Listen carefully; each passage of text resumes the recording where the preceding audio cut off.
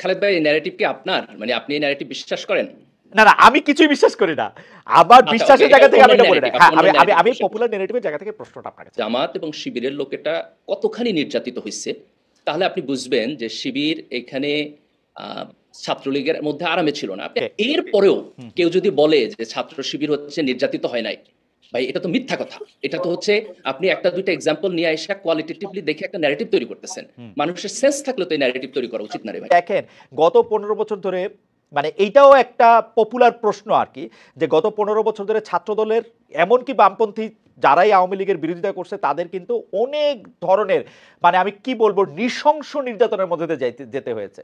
অন্যদিকে আমরা দেখছি যে যারা শিবির করতেন তারা খুবই আরামে ছাত্রলীগের মধ্যে নাম বদলিয়ে নানাভাবে ছিলেন, তারা তাদের পড়ালেখা শেষ করছেন, তারা বড় বড় চাকরি করতেছেন, তারা এখন বিশ্ববিদ্যালয়ের ভিসি হচ্ছেন, তারা নানা কিছু হইতেছেন।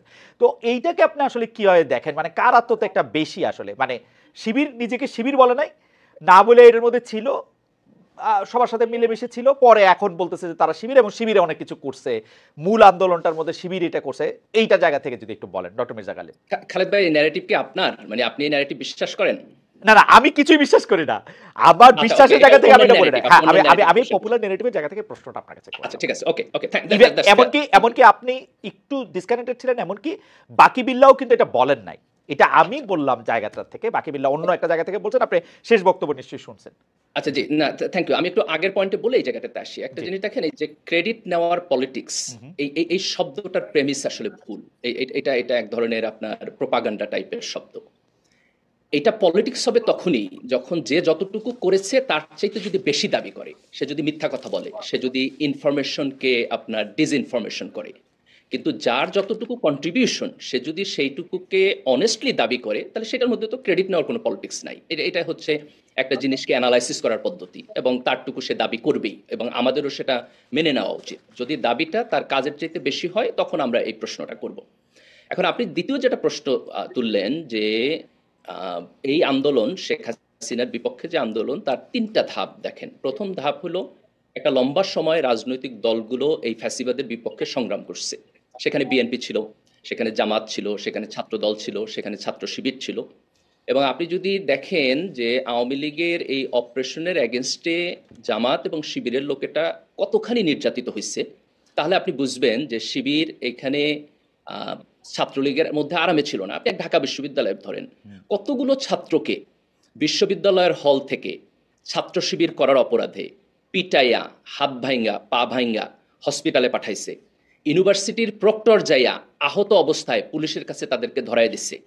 ছাত্র শিবিরে কতজনকে পুলিশ গুম করে লয়ে গেছে, তাদের লাশ পাওয়া যায় নাই। কিন্তু ইসলামী বিশ্ববিদ্যালয়ের কিন্তু দুইটা ডক্টর গালিব, ছেলের লাশ এখনো ঢাকা পাওয়া যায়। ইউনিভার্সিটি, ঢাকা ইউনিভার্সিটি কি শিবির ছিল?